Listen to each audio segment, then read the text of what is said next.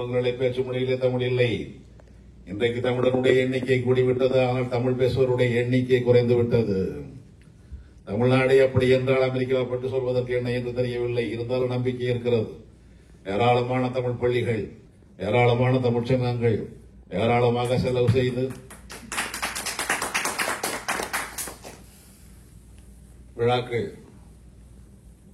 அதுபோல வருகின்றவர்களுக்கு அவருடைய அறிவு முயற்சிகளுக்கு உதவுகின்ற கொடையுள்ள படைத்த புரவலர்கள் எல்லாம் இங்கதான் இருக்கிறாங்க. இது ஒரு நம்பிக்கை. மொழி அழியுமா என்றால் அழியாது.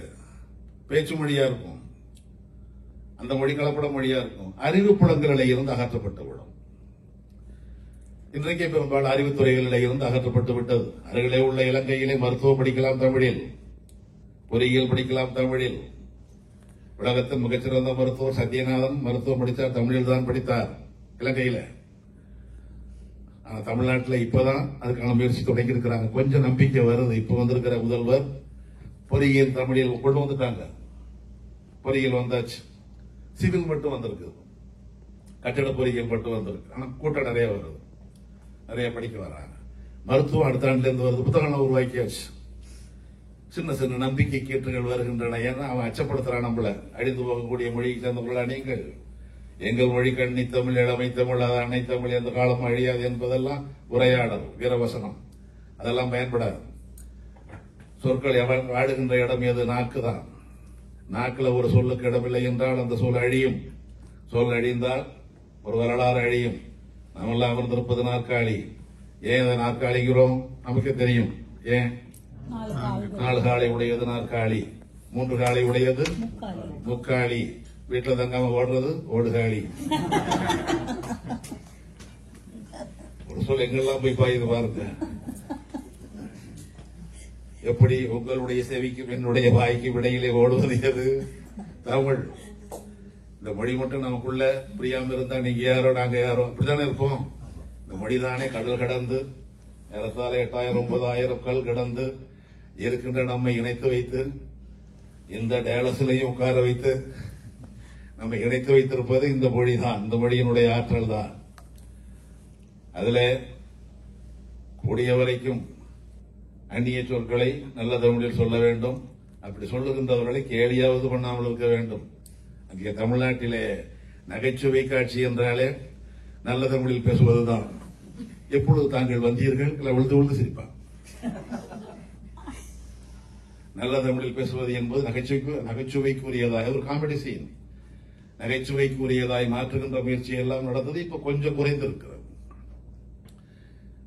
நம்மதான் 3000 ஆண்டு கால இலக்கிய வரலாறு உடையவர்கள். 3000 ஆண்டு கால வரலாறு யாருக்கு? ஆங்கிலத்துக்கு 1000 ஆண்டு வரலாறே கிடையாது. இந்திக்கு 500 ஆண்டு வரலாறே கிடையாது. இந்தி தோன்றி ரல்லுஜிலார் என்பவர் தான் அவற்றுக்கு அதற்கான ஒரு மொழியை உருவாக்கினார். இந்திக்கு வயதே 500 தான். ஆனா 500 வயது உள்ள இந்தி இன்றைக்கு இந்தியாவே எனக்குத்தான் என்று சொல்கிறது. இந்தியாவில் உள்ள மொழிகள் எல்லாம் எனக்கு அடிமை என்று சொல்கிறது. கண்ணுக்கு முன்னாடி நடந்து கொண்டிருக்கிறது. இன்றைக்கு எல்லாமே இந்தி சொற்களாக வந்து விட்டன. இந்தி சொற்களாக வைக்கிற குழம்பு, கடலை குழம்பு. ஆனா அவன் சொல்ற பெயர் சென்னா மசாலா. சென்னா மசாலான்னு நமக்கு தெரியவே இல்லை. அப்புறம் பார்த்த பிறகு ஓ கொண்டக்கடலை பார்த்து வாங்க வேண்டியதா இருக்குது. சென்னா மசாலாங்கிறான். நிறைய உணவுப் பொருள்களுக்கு வந்திருப்பதெல்லாம் இந்தி பெயர். குழம்பு சோறுக்கு பெயர் பிசிபேலாபாத், மோர் சோறுக்கு பெயர் பகாலாபாத், வாலஜாபாத், டாட்டாபாத் எல்லாமே சாப்பாட்டுக்கு வந்துடும் போல இருக்குது. எல்லாம் பாத் உணவு பெயர்கள் எல்லாம். அதுபோல இப்ப ஆங்கிலம் தெரிந்தவர்கள் அப்படித்தான். சார் கொஞ்சம் ரைஸ் அரிசியை ஓட்டலாமே, என்ன ஆவார் இவரு? ஆங்கிலத்திலே அரிசிக்கும் சோறுக்கும் வேறு சொற்கள் இல்லை. இன்னும் பாயில் ரைஸ் சொல்லுவீங்க. அரிசிக்கும் சோறுக்கும் ஒன்றுதான். மாங்காய்க்கும் மேங்கோ தான், மாம்பழத்துக்கும் மேங்கோ தான். சொல் வளம் மிகுந்த மொழி தமிழ். நம்ம ஒவ்வொன்றுக்கும் அப்படியே பார்த்து பார்த்து வைப்போம். ஒரு பூவில் ஒரு செடியில சின்னது வந்ததுன்னா அதுக்கு பேர் அரும்பு. அந்த அரும்பு கொஞ்சம் பெருசானா மொட்டு, கொஞ்சம் பெருசானா மொக்குள். அதனுடைய முனை மட்டும்தான் பூக்கும். அது பேர் போது. முழுசா பூத்துச்சுன்னா பூ அல்லது மலர். அப்பா முடிஞ்சது. விடமாட்டோம். நாம செடியில உள்ள பூ கீழே விழுந்துரும். விழுந்ததுக்கும் பேர் வைத்தோம் வி. இன்றைக்கு மலையாளத்தில் உண்டு வீண பூம்பா, விழுந்த மலரும்போம். மலையாளத்தில் நமக்கு ஒரே சொல்லுதான் வி, விழுந்த மலர். அது சூரிய ஒளிப்பட்டால் காய்ந்து போகும் சருகு, குப்பை. அத்தனையும் இப்ப ஒரே ஒரு சொல் பட்டு வந்துருச்சு. இல்லைன்னா பிளவர். அங்க இருக்கிற கோவைக்கு அருகிலே உள்ளதுதான் உதகை, ஊட்டி. அங்கே மலர் கண்காட்சி. ஆனா எல்லாரும் போறது பிளவர் ஷோக்கு தான் போவாங்க. எல்லாரும் பிளவர்னா அந்த மலர் போய்விடும், பூ போய்விடும். இவையெல்லாம் போய்விட்டால் அரும்பு எங்கே, மொட்டு எங்கே, மொக்குள் எங்கே, போதை எங்கே, எல்லாம் போய்விடும். ஒரு சொல் போனால் அப்படியே கூட்டம் எடுத்துக்கிட்டு போயிடும். வணக்கம் என்ற ஒரு சொல் அடிந்து போய்விட்டால் பழிச்சு போயிடும் போல இருக்கு. இந்திக்காரனை பார்த்து நமஸ்காரங்கிறாங்க. இந்தியாவிலேயே தமிழில் வழங்குவது ஒரு தாய்மொழியில் வழங்குவது தமிழில் மட்டும்தான். அவன் மட்டும்தான் வணக்கம் போட முடியும். மற்ற எல்லா மொழியிலும் நமஸ்காரம், நமஸ்தே ஏதோ ஒன்று அந்த சாயல்ல தான் இருக்கும். நாம தான் வணக்கம் போடுறவங்க. தமிழில் தாய்மொழியில் வணக்கம் போடுறவங்க நாம தான். இன்னை வரைக்கும் எல்லா அடையாளமும் நமக்கு தான். அந்த வணக்கம் போயிடுச்சுன்னா வணங்காமுடி போய்விடும், வணங்காத்தலை போய்விடும், வணங்குதல் போய்விடும். நூற்றுக்கணக்கான சொற்கள் அந்த வணக்கத்தின் அடிப்படையிலே சேர்ந்து பிறக்குது. எல்லாம் போயிடும். இந்த 3000 ஆண்டு கால இலக்கிய வரலாற்றில் நாம் பெற்றிருக்கின்ற இலக்கிய வளம் என்பது கொஞ்ச நஞ்சமல்ல. நமக்கு முதல்ல கிடைத்ததெல்லாம் தொகை நூல் தான். 10 பாட்டு 8 தொகை. அதெல்லாம் நமக்கு தெரியாது. அப்படி பிரித்து வைத்தவர் நன்னூலுக்கு உரை எழுதிய மயிலைநாதர். அவர் தான் 10 பாட்டு நீண்ட பாட்டு என்று வைத்தார். மற்றதெல்லாம் அழிச்சிட்டார். அதுக்கு பேர் செலக்ஷன். சிலவற்றை மட்டும்தான் நாம் தேர்ந்தெடுத்து வைக்க முடியும். கலெக்ஷன் எல்லாம் காப்பாற்ற முடியாது. எல்லிஸ் தான் தன்னுடைய மொழியின் பெருமையை, இலக்கியத்தின் பெருமையை, இலக்கியத்தின் ஆற்றலை அறியாத கூட்டமா இருக்குதே. இவங்களுக்கு பேசுற மொழியினுடைய பெயர் கூட தெரியவில்லையே. அழகான சோடிகளை எல்லாம் அடுப்புல வைத்து எரித்துக் கொண்டிருக்கிற கூட்டம் அல்லவா இந்த கூட்டம். மிச்சம் இருக்கிற சோடிகளையும் ஆடிப்பெருக்க அன்றைக்கு ஒரு சப்பரம் செய்து சப்பரத்திலே ஓலைச்சோடிகளை வைத்து ஆற்றலை கொண்டு விடுகின்ற கூட்டமாக அல்லவா இந்த கூட்டம் இருக்கிறது. இவ்வளவு அறியாமையுள்ள கூட்டமா என்று கவலைப்பட்டவன் தமிழின் பெருமையை திராவிட மொழி குடும்பத்தைச் சேர்ந்தது என்று அறிவித்த அந்த F.W. எல்லிஸ் சோடிகளை எல்லாம் பாதுகாக்க வேண்டும் என்ற எண்ணத்தை விதைத்தவர் அவர்தான். அதற்காக இன்று ஒரு அதிகாரியை அமைத்தார், அமர்த்தினார். அவருடைய பெயர் தான் காலின் மெக்கன்சி. அந்த காலின் மெக்கன்சி தான் சோடிகளை எல்லாம் திரட்டி வீடு வீடாக போய் சோடிகளை எல்லாம் திரட்டி தாடி பெருக்கு வச்சிருக்கிறேன் என்றெல்லாம் சொல்லக்கூடிய சோடிகளை எல்லாம் திரட்டி சென்னை பல்கலைக்கழகத்திலே நூலகத்து மாடியிலே ஒன்றை உருவாக்கினார். அதுதான் மேனுஸ்கிரிப்ட் லைப்ரரி, வாழைச்சுவடி நூலகம் என்று பெயர். இப்பொழுது அது எழும்பூருக்கு வந்துவிட்டது. வாழைச்சுவடி நூலகம் மிக அரியவற்றையெல்லாம் அப்படி கிடைத்த சோடிகளை ஒன்றுதான் சிலப்பதிகாரம். சிலப்பதிகாரத்தை பற்றி ஒரு அரிய ஆய்வு நூலை இப்பொழுதுதான் ஒரு 1.5 மாதத்துக்கு முன்னால நம்முடைய அறிஞர் பெருமகனார் ராஜமாணிக்கம் அவர்கள், அவர் காவல்துறை அதிகாரியாக இருந்தாலும் ஒரு இலக்கிய அறிஞராக செவ்வியல் நோக்கில் சிலப்பதிகாரம் என்று எழுதியிருக்கிறார்.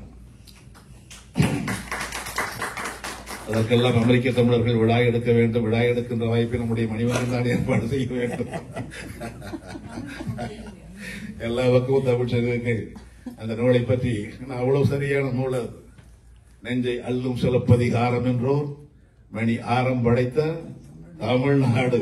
பாரதியார் பாடினார், நெஞ்சை அள்ளும் சிலப்பதிகாரம். இயலும் அதிலேதான், இசையும் அதிலேதான், நாடகமும் அதிலேதான். அதுதான் முத்தமிழ் காப்பியம். அதுதான் சோழனுக்கு உரியது, பாண்டியனுக்கு உரியது, சேரனுக்கு உரியது. அதுதான் புகார் காண்டம், மதுரை காண்டம், வஞ்சி காண்டம் பூவேந்தருக்கு உரியது. அதுதான் துறவு நூல். அந்த சிலப்பதிகாரத்திலேதான் மணிமுடியை இடம்தான் இளங்கோவடிகள் சோதிடம் பொய் என்று மெய்ப்பிப்பதற்காக எங்களுடைய ஜோதிடப்படி ஒரு நிமித்திகன் வருவான். நிமித்திகன்னா ஜோசியர். ஒரு நிமித்திகன் வருவான். என்னுடைய ஜோதிடப்படி அடுத்த அரசனாக போகக்கூடியது செங்குட்டுவன் அண்ணன் அல்ல, தம்பி இளங்கோவன் தான். இளங்கோ என்று சொல்வான். உடனே தம்பி மகிழ்ச்சியினாலே ஆடி பாடி துள்ளவில்லை. இந்த கால தம்பி ஒருவேளை எப்படி துள்ளுவார்? அண்ணன் இருக்க நான் அரசாள்வதா? நான் இளவரசாக இருந்தால் தானே நான் அரச பதவிக்கு வர முடியும். இன்றைக்கே நான் இந்த முடியை துறக்கிறேன், துறவியாகி விடுகிறேன் என்று அவர் துறவியாகி விட்டார். அப்படி துறவியாகித்தான் முடியை அவர் துறந்தார். மொழியை துறந்தவர் இளங்கோவடிகள், சிலம்பை துறந்தவர் கண்ணகி, வாழ்வை துறந்தவர் மணிமேகலை, கணவனை துறந்தவர் கோப்பெருந்தேவி, உயிரையே துறந்தவர் பாவலன். அந்த துறவு காப்பியம் 2000 ஆண்டுக்கு முன்னால் உள்ள வாழ்க்கை அப்படியே காட்டும். அன்றைய சிலப்பதிகாரம் காட்டும் தமிழ்நாடு எப்படி இருந்தது என்பதை 1800 ஆண்டுகளுக்கு முற்பட்ட தமிழகம் கனகசபை பிள்ளை என்பவர் 1800 ஆண்டுகளுக்கு முற்பட்ட தமிழகம் என்று நூலுக்கு பெயர். ஆங்கிலம் அது மொழிபெயர்ப்பு வந்துருச்சு. மொழிபெயர்த்தவர் அப்பாத்துறையார், பன்மொழி புலவர் அப்பாத்துறையார். கொஞ்சம் இந்த நூல்கள்லாம் கொஞ்சம் அறிமுகப்படுத்த செய்யுங்க. நேரடியாக சிலப்பதிகாரத்தை கொடுத்தோம்னா நம்மளால் படிக்க முடியாது. ஆனா சிலப்பதிகாரம் காட்டும் தமிழ்நாடு எப்படி இருந்தது என்பதை கனகசபை ஒரு அஞ்சல்துறை அதிகாரி, எப்படி நீங்கள் எல்லாம் மென்பொருள் துறையிலே, மருத்துவத்துறையிலே, பொறியியல் துறையிலே, வெவ்வேறு துறையிலே இருந்து கொண்டும் இந்த மொழியின் மேலே இவ்வளவு ஆறா காதலோடு இந்த மொழிக்கான பணியை செய்கிறீர்களோ, அப்படி அன்று முதல் காலத்தை கணித்து சொல்கிறவர் தான் கணியன். அந்த கணியன் பூங்கொண்டனார் எழுதியதுதான் யாதும் ஊரே யாவரும் கேளீர். மருத்துவர் தாமோதரனார், ஒவ்வொருவரும் வெவ்வேறு துறையில் இருந்தவர்கள். அகலிகை வெண்பா என்று எழுதியவர் வேப்பா சுப்பிரமணியம் முதலியார், அவர் கால்நடை மருத்துவர். இந்தியாவிலேயே ஒரு மொழிக்கான பேரகராதி லெக்சிகனை தொகுத்துக் கொடுத்தவர் வையாபுரி பிள்ளை, அவர் வழக்கறிஞர். வெவ்வேறு துறையிலே இருந்தவர்கள் தான் இந்த மொழிக்காக உங்களைப் போலத்தான் அவர்கள் எல்லாம் பாடுபட்டார்கள். எங்களைப் போல் தமிழை படித்து அதற்கான ஆசிரியர் ஆகி அதன் வழியிலாகவே வாழ்க்கை நடத்தி கொண்டிருக்கிறவர்கள் செய்ததை விட பிற துறையிலே இருந்தவர்கள் செய்ததுதான் அதிகம். என அவர்களால் தான் செய்ய முடியும். எல்லா துறை அறிவும் இருக்கின்றவர்களால் தான் இன்னொரு பார்வையிலே அவற்றை பார்க்க முடியும். அப்படி பார்க்கின்ற வாய்ப்பை நாம் சங்க இலக்கியத்திலிருந்து பார்க்கலாம். சங்க இலக்கியத்திலே வணிகர், துணி வணிகர் செய்வார். அறுவை வணிகன் இளவேட்டனார் என்று போய், அறுவைனா துணி, இப்ப அறுவைனா வேற மாதிரி இருக்குது. அது சரியான அறுவையாச்சு. அறுப்பது துணி. ஒவ்வொரு அவரோட ஆசிரியருக்கு பெயர் அன்றைக்கு கணக்காயர், கணக்காயர், நக்கீரன் என்றெல்லாம் சொல்லுகிறோமே, அதெல்லாம் இதுதான் நம்முடைய மரபு. சொல்லுக்கு முன்னால் வருவதுதான் பெருமை. பொறியாளர், மருத்துவர், புலவர், காவல்துறை ஆணையர், அறிஞர் என்று சொல்லுகிறோமே, பெயருக்கு முன்னால் வருவதுதான் பெருமையான சொல் என்று தொல்காப்பியர் சொல்வார். சிறப்பினாகிய பெயர் கிளவி, இயற்பெயர் கிளவி, முற்பட கிளவா. பெயருக்கு பின்னால் போட்டுக் கொள்கிறோமே இப்ப இருக்கிற ஜாதி பெயர், அது இழிவானது என்கிறார்.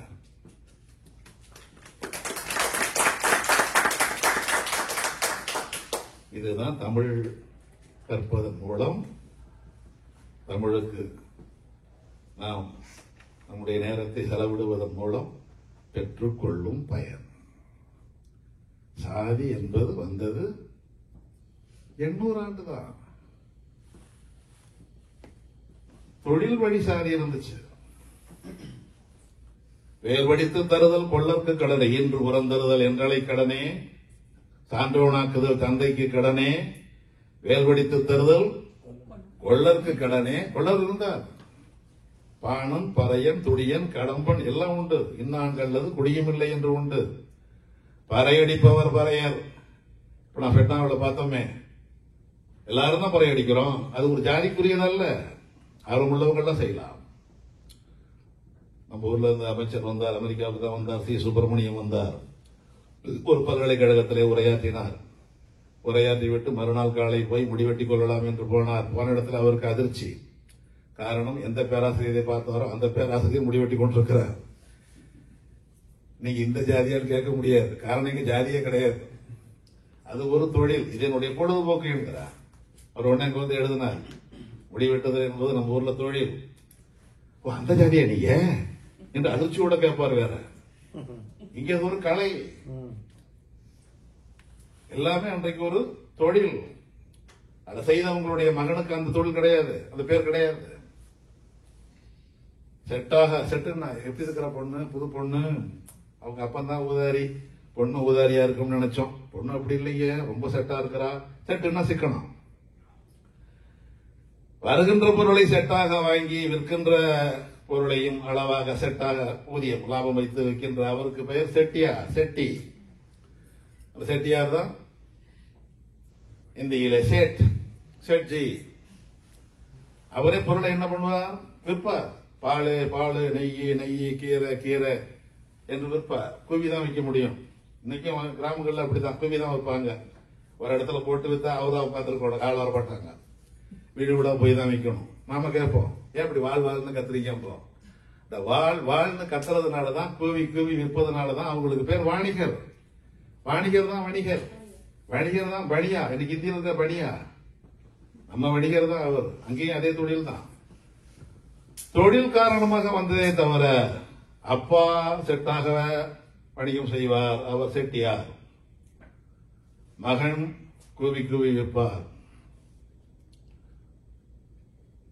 அவர் மரத்தில் உள்ள ஆசுகளை எல்லாம் நீக்கி மரத்தில் நல்ல கலைப்பொருளை உருவாக்குவார். படங்கள்லாம் ஆசிரியர்னா மாணவரிடத்தில் உள்ள ஆசு போக்குகிறவர், குற்றங்களை போக்குகிறவர் அர்த்தம். அதுபோல மரத்தில் உள்ள ஆசு போக்குகின்றவர் ஆசாரி. இங்க கார்பெண்டர் சொல்றோமே, ஆசாரி. அப்பா செட்டியார், மகன் ஆசாரி. அவருடைய மகன், அவருக்கு பேர். எனக்கு தான் உட்கார்ந்து செய்யற வேலையெல்லாம் பிடிக்காது. எனக்கு 4 இடத்துல போகணும், வீரத்தை காட்டணும், ஒரே காவல் செய்யணும். அவருக்கு பேர் காமெண்டம் செய்கின்றவர் காமெண்டர். அதான் கவுண்டர் இன்னைக்கு பேர். கிபி 11ஆம் நூற்றாண்டு வரைக்கும் கவுண்டருக்கு சொல்ல கிடையாது, காமெண்டருக்கு சொல்லுதான். காமெண்டர்னா காவல் செய்கின்றவர். இப்படித்தான் தாத்தா ஒரு சாதி, மகன் ஒரு சாதி, பேரன் ஒரு சாதி, இப்படிதான் இருக்கும். இது தொழில் வழி. என்ன தொழில் செய்யறீங்க? இப்ப நான் ஆசிரியர், என் பையன் ஆசிரியரா, டாக்டர், ஒவ்வொருத்தரும் ஒவ்வொன்றும் இருக்கும் இல்லையா? அப்படித்தான். அந்த இதுல ஒண்ணும் பிறப்பு வழி ஜாதி என்று வந்தது 12ஆம் நூற்றாண்டு. 8ஆம் நூற்றாண்டுல அறிமுகமாச்சு. 12ஆம் நூற்றாண்டுல நிரந்தரப்படுத்தி எல்லாம் தமிழ்நாடு முழுக்க கொண்டு வந்துட்டாங்க. இந்த அப்பனுக்கு பிறந்தால் உங்க மகனுக்கு இந்த ஜாதி தான், இதுல நீங்க மாறி திருமணம் செய்தால் உரை விட்டு விளக்குவோம், ஜாதி நீக்கம் செய்வோம். விதவிதமான ஒடுக்குமுறைகள் எல்லாம் கொண்டு வரப்பட்டது 12ஆம் நூற்றாண்டில், 800 ஆண்டுகளுக்கு முன்னால். ஜாதி இழிவு என்பது வந்தது 800 ஆண்டுக்கு முன்னால். யாரெல்லாம் அந்த ஜாதி ஒடுக்குமுறையை, வருணாசிரமத்தை ஏற்க மறுத்தார்களோ அவர்களை எல்லாம் ஊரை விட்டு ஒதுக்கி வைத்தார்கள். ஆரிய தமையற்கா ஆதி தமிழர் தம்மை சேரியில் வைத்தாரடி, சகியே சேரியில் வைத்தாரடி, பாரதிதாசன். அந்த சமூக வரலாறு. சேரியில ஒதுக்கி வச்சாங்க. அவங்க இந்த அடக்குமுறையை, சமூக பிரிவினை ஏற்காதவர்கள். அது முதல்ல நல்ல பெயர். பள்ளர் என்றால் உழவர்னு பொருள். முக்கூடர் பள்ளு, உழவு. பள்ளம் வயலாகும் பள்ளத்தில் பாடுபட்டோர் பள்ளர் எனப்பட்டார். பண்போடு உள்ளமனம் கொண்ட கைவர் எல்லாம் கூறுகின்றார் தாழ்வாக. பண்டு முதல் இன்று வரை பார். பறையடிக்கிறவர் பறையர். யார் அவர்? இன்றைய மீடியா பர்சன். இதனால் எல்லோருக்கும் தெரிவிப்பது என்னவென்றால், என்று மக்களுக்கு ஒரு செய்தி சொல்றாரு. இன்றைய அச்சுத்துறையில இருக்கின்ற, ஊடகத்துறையில இருக்கின்ற அவர் பிரஸ் போட்டுக்கிட்டு வர்றாரு. அவரும் இவரும் ஒண்ணுதான் சொல்ற எடுத்துக்கோங்களா? ஒண்ணுதான். ஒரு செய்தி சொல்றவங்க தான். இதனால்தான் நாம் தலைகீழாக மாறிவிட்டோம். இந்த ஜாதி என்பது நமக்கு 800 ஆண்டு காலமாக வந்ததுதான். இருட்டறையில் உள்ளதடா உலகம், சாதி இருக்கின்றது என்பானும் இருக்கின்றானே, மரட்டுகின்ற மதத்தலைவர் வாழ்கின்றாரே, வாயடியும் கையடியும் மறைவதென்னால். பாரதிதாசன். அவருக்கு இந்த எண்ணத்தை விதைத்தவர் பாரதியார். ஜாதிகள் இல்லையடி பாப்பா, குலத்தாட்சி, உயர்ச்சி, சொல்லல், பாவம். அதுதான் பாவம். அவரை தொடாதே, இவரை உள்ளே விடாதே, அவரோடு சேர்ந்து சாப்பிடாதே, அவங்க வீட்டுல பெண்ணை எடுக்காதே, இவங்க வீட்டுல பொண்ணு கொடுக்காதே. உலகம் முழுக்க ஒரு திருமணம் நடக்க என்ன வேண்டும்? ஒருவர் ஆணாக இருக்க வேண்டும், ஒருவர் பெண்ணாக இருக்க வேண்டும். ஆனா நம்ம ஊர்ல அது கிடையாது. அங்கிருந்து வந்தவங்கிட்ட இங்க இருக்குதாங்கிறது கூட இப்போ நீங்க தான் பதில் சொல்லணும்.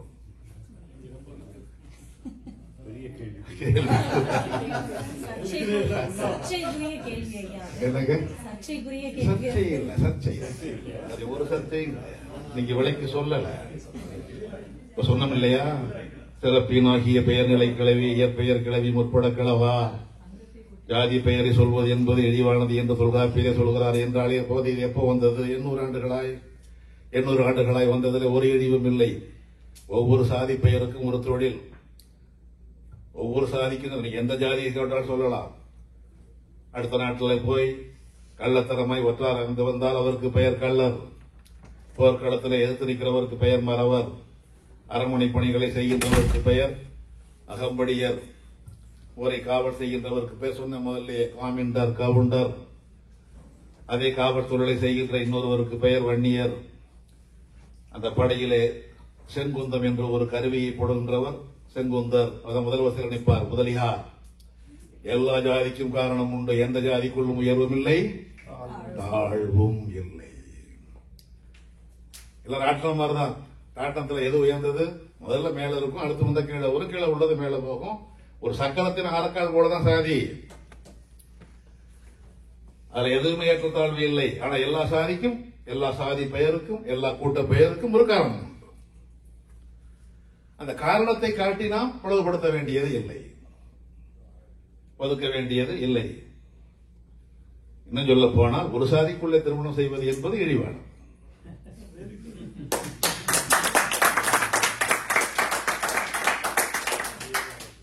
என்ன காரணம்?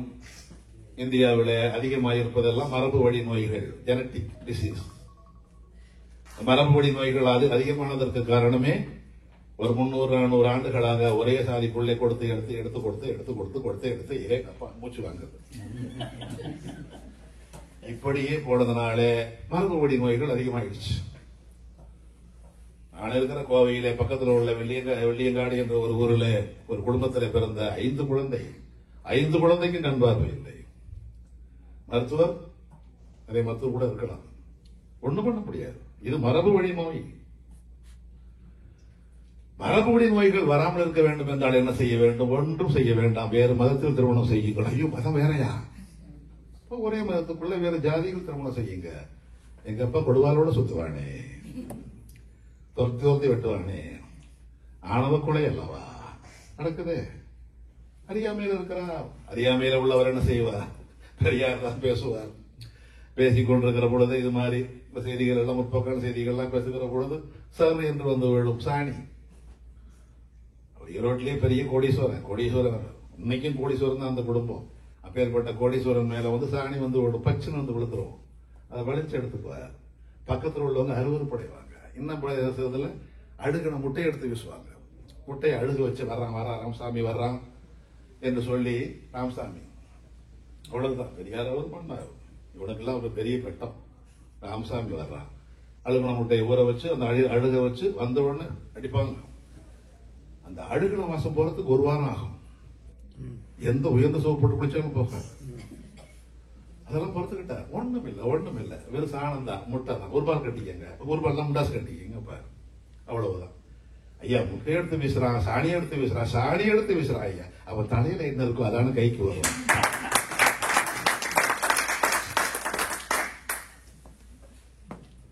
இவற்றை எல்லாம் சேர்ந்து சிந்திப்பதற்குத்தான் நம்முடைய தமிழ் என்பது வெறும் 3 எழுத்து உள்ள மொழி. அது மொழியின் பெயர் அல்ல. உலகத்தில் மிக மூத்த மொழிகளை பேசிக் கொண்டிருக்கிறோம். ஏசுநாதருடைய மலைப்பொழிவு என்பது மிக உயர்வானது. அதை செதுக்கி வைத்திருக்கிறார்கள் ஒளிவு மலையில். 56 மொழிகளை மொழிபெயர்த்து வைத்திருக்கின்றார்கள். அதில் இடம்பெற்றிருக்கிற ஒரே ஒரு ஆசிய மொழி தமிழ் மட்டுமே. இந்தியாவிலேயே முதல் முறையாய் ஒரு பேரகராதி லட்சியம் தொகுத்தது தமிழ் மட்டுமே. இந்திய மொழிகளிலேயே முதல் முறையாய் ஒரு கலைக்களஞ்சியம் என்சைக்ளோபீடியா தொகுத்தது தமிழ் மட்டுமே. இந்திய மொழிகளிலேயே முதல் முறையாய் ஒரு உலக தழுவிய மாநாட்டை நடத்தி காட்டியது தமிழ் மட்டுமே. எல்லாவற்றிலும் நாம் வழிகாட்டிய நாம் பின்தங்கி விட்டோம். நம்மை பின்பற்றி வந்தவர்கள் முன்னோக்கி விடுகிறார்கள்.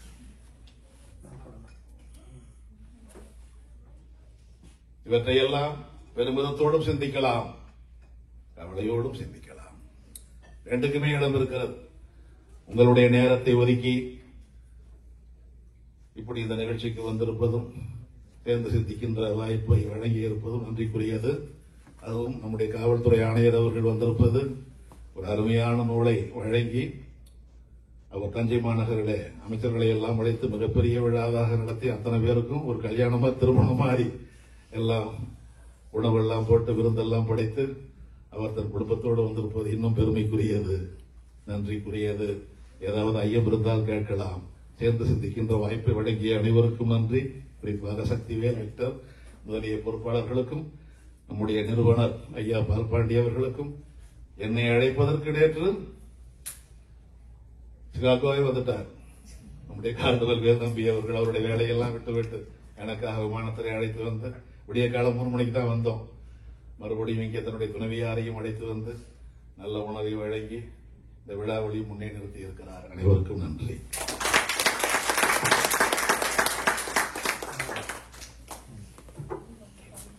ஏதாவது கேள்விகள் ஐயா கிட்ட கேட்கணும்னு விரும்புறவங்க கேட்கலாம். ஐயா ரொம்ப அருமையா பேசுறீங்க. உங்களோட காணொலி நான் முனைவர் ராஜு. உங்களோட பேச்சு நான் முனைவர் பட்டப்படிப்புல படிக்கும்போது நான் அறிவியல் பண்ணாலும் எனக்கு தமிழ் ரொம்ப பிடிக்கும். உங்களோட சொற்பொழிவை கேட்டுக்கிட்டே இருப்பேன். அந்த எக்ஸ்பெரிமெண்ட் பண்றதுக்கு இடையில எல்லாம் நான் கேட்டுக்கிட்டே இருப்பேன். எனக்கு ரொம்ப பிடிக்கும். நான் உங்களை பார்த்து ரொம்ப சந்தோஷப்படுறேன். எனக்கு ஒரு 2 கேள்வி இருக்குயா. முதல் கேள்வி இந்த பிறப்பு வழி சாதி, அப்புறம் தான் தொழில் அப்புறம் பிறப்பு வழி மாறுது. அது ஏன் அவங்க அப்படி கரெக்டா 12வது நூற்றாண்டில் பண்ணணும்? அது எப்படி பண்ணாங்க? அது தமிழ்நாட்டுல இருந்து மேல போச்சா இல்ல மேல உள்ளத அந்த அமைப்பை தமிழ்நாட்டுல கொண்டு வந்தாங்களா அப்படிங்கிறது ஒரு ஐயம் இருக்கு. அதே மாதிரி இன்னொரு 2வது சமீபமா கர்நாடகா நாங்க திராவிட மொழி குடும்பம் இல்ல, நாங்க தமிழ்ல இருந்து கன்னடம் வரல அப்படிலாம் சொல்றாங்க. இது உங்களோட பார்வையில எப்படி ஐயா இருக்கு? இந்த 2 கேள்வி.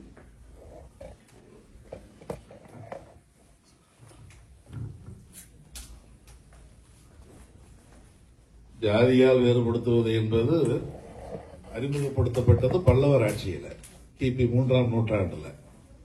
3ஆம் நூற்றாண்டிலேயே அதை அறிமுகப்படுத்தியாச்சு. கொஞ்சம் செல்வாக்கு பெற்றது 7ஆம் நூற்றாண்டு. நாடு முழுவதும் நடைமுறைக்கு வந்தது 12ஆம் நூற்றாண்டு. ஒரே நாள்ல எல்லாம் வந்துடாது, மெல்ல மெல்லத்தானே வரும். எல்லாம் செடி வளர்ச்சியில் தானே அப்புறம் மரமாகிறது. அது மாதிரிதான் வந்தது. இது முதல்ல உருவானதெல்லாம் வடநாட்டில் தான். வடநாட்டில் இப்படி ஒன்றை உழைக்கும் மக்களை பிரிவுபடுத்துவதன் மூலம் தான். ஆடுகள் ஒற்றுமையா இருந்தா ஓனாய்க்கு பிடிக்குமா? ஆடுகளை பிரிக்கத்தானே வேணும். அதனால் அவர்கள் வருணமாய் பிரித்தார்கள். அதான் வருணாசிரமம்னு பேர். முதல்ல நாமெல்லாம் ஒரே குடும்பமா தான் இருந்தோம், ஒரே அமைப்பா தான் இருந்தோம். அப்ப யாரும் யாரையும் திருமணம் பண்ணி கொள்ளலாம். அதுக்குள்ள எந்த ஜாதியும் கிடையாது, எந்த வேறுபாடும் கிடையாது. யாயும் யாயும் யாராகியும் எந்தையும் முந்தையும் எம்முறை கேள்வி யானும் நீயும் எவ்வழி அறிதும் ஒன்னும் கிடையாது. ஒரு ஊரா, ஒரு சாதியா, அப்பா வழி உறவா, அம்மா வழி உறவா, ஊர் வழி சொந்தமா ஒன்னும் இல்லை. மழை பெய்கிறது, பெய்த மழை செம்மண் இடத்தில் விழுந்தால் சிவப்பாகிறது, அதுவே கரிசல் நிலமானால் கருப்பாகிறது. பிறகு அந்த மழை நீரை மறுபடியும் அந்த இயற்கை நிலத்துக்கு பிரிக்கவே முடியாது. அப்படி நம்ம 2 பேருடைய மனசு ஒன்னாயிடுச்சு. செம்புள்ள பெயர் நீர் போல அன்புடைய நெஞ்சம் தாம் கலந்தனவே. அருமையான பாட்டு தான். யார் எழுதினார் தெரியாது, பாட்டு தான் கிடைச்சது. அந்த பாட்டை வச்சு அவருக்கு பேர் வச்சுட்டோம், செம்புல பெயர் நீரார். நாம வச்ச பேர். இன்னொருத்தர் பாட்டு எழுதினார், இந்த ஊருக்கு தான். இப்ப நீங்களா நினைப்பீங்க, ஊருக்கு வந்தா நினைப்பீங்க இந்த ஊர்ல தான், இந்த ஆத்துல தான், இந்த குளத்துல தான், இந்த ஏரியில தான், இந்த கம்மாயில தான் குளிச்சோம் என்றெல்லாம் நினைவு வரும். அதுபோல ஒருவருக்கு அந்த ஊரை வச்சு பார்க்கிற பொழுது இதே ஆறுக்கு பக்கத்துல மரம், மரத்துக்கு மேல ஏறி அப்படியே ஆத்துல விழுவேன், தண்ணீர் அப்படியே தெரிச்சு ஓடும், மறுபடியும் விழுவேன், நீந்துவேன். அப்படி இருந்த காலம் போச்சே. இப்போ 4 சொல் பேசினா 5 முறை இருமல் வருது. தலை நடுங்குது, கை நடுங்குது, நடக்கிறதுக்கு ஒரு கோல் தேவைப்படுவது. தொடித்தலை விழுத்தண்டு ஒன்றி இருமிடை மிடைந்த சில சொல் பெருமூதாளரே ஆகிய எமக்கே. வாழ்க்கை அப்படியே காட்டுவதா சங்க இலக்கியம். அது எந்த மதத்துக்கும் இடம் கிடையாது. நமக்கு தெய்வம் உண்டு, மதம் கிடையாது. தெய்வம் உண்டு. தெய்வம் யார்? வையத்துள் வாழ்வாங்கு வாழ்பவன் வானுரையும் தெய்வத்துள் வைக்கப்படும். யார் நமக்காக பாடுபட்டாரோ, நமக்காக தியாகம் ஈகம் செய்தாரோ, நமக்காக எல்லாவற்றையும் இழந்தாரோ அவர் தெய்வம். அன்னையும் பிதாவும் முன்னறி தெய்வம். ஒவ்வொரு வீட்டுக்கும் குலக்கடவுள் கிடையாது. என்ன உண்டு? குல தெய்வம் தான் உண்டு. நம்ம மரபு தெய்வ மரபு. இன்னொரு தான் நினைப்போம். அவர் நாம சாப்பிடுவார், நாம சாப்பிடுவோம். ஆடு சாப்பிடுவார், கோழி சாப்பிடுவார், கல்லு குடிப்பார், சாராயம் குடிப்பார், சுருட்டு குடிப்பார். இன்னும் சில சாமியில கஞ்சாவே அடிக்கும். கிராமத்துல இருக்குது. நமக்கு எதெல்லாம் தேவையோ அதெல்லாம் அவர்களுடைய முன்னோர் தான். அதுதான் அதை வைத்து மதம் என்ற ஒன்றை எல்லாம் உருவாக்குகின்ற வந்தது, உருவாக்கியது புஷ்யமித்திரன். இந்த புஷ்யமித்திரன் தான் வடநாட்டில் அசோகருடைய பேரன் பிருகத்ரதன் என்பவனை கொலை செய்துவிட்டு அதில் படைத்தளபதியா இருந்த அந்த புஷ்யமித்திரன் என்ற ஒரு கொடியவன் தான். அவன் காலத்துலதான் மனுநீதி உருவானது, அவன் காலத்துலதான் ராமாயணம் உருவானது, அவன் காலத்துலதான் மனிதர்களை எல்லாம் வேறுபடுத்துகின்ற எல்லாம் உண்டானது. அதற்கு முன்னால் நாம் எல்லாம் கூட்டு உழைப்பில் இருந்தோம். அதனால எல்லாரும் உழைப்போம், இருப்பவற்றை எல்லாம் பகிர்ந்து சாப்பிடுவோம். எல்லாருமே அசைவம் சாப்பிடுறவங்க தான், அசைவம் எல்லாம் கிடையாது, வேற உணவே கிடையாது. எல்லாரும் கறி சாப்பிடுறவங்க தான், அசைவம் சாப்பிடுறவங்க தான். பங்கிட்டு சாப்பிடுவோம். இந்த பங்கிட்டு சாப்பிடுவதுதான் பாதீடு என்று பெயர். அரசருடைய வரலாற்றுலாம் வரும். வெற்றி பெற்று விட்டால் உடனே எல்லாத்துக்கும் பாதீடு செய்வார். அதுதான் பாத்தி. பாத்தினாலே பங்கீடு செய்வது தான். இந்த பாத்திக்கும் அந்த பாத்திக்கும் இடையில அப்படித்தான் நாம் வைத்திருந்தோம். எல்லாவற்றையும் கூட்டு உழைப்பு தான், கூட்டு உரிமை தான். யாரையும் திருமணம் செய்து கொள்ளலாம். சில பேர் என்ன பண்ணிட்டாங்க, அந்த உழைப்பை எளிமையாக்குகின்ற இரும்பு கண்டுபிடிக்கப்பட்டது. அதெல்லாம் நாம் எல்லாம் இருந்தது பாதுகாப்பான இடம் மலை. மலையில தான் இருந்தோம். இங்கதான் குகை இருக்கும், இயற்கையாவே இருக்கும். இடி மின்னல் மழை எதுவும் இல்லாம விலங்குகளுடைய அச்சத்துல இருந்து விலகி பாதுகாப்பா இருக்க முடியும்னு எல்லாம் மலையில தான் இருந்தோம். அப்ப மலையில இருந்த பொழுது நாம மறைந்திருந்து விலங்குகளை வேட்டையாடுவோம். மறைந்திருந்து என்பதற்கு பெயர் வேடு செய்து.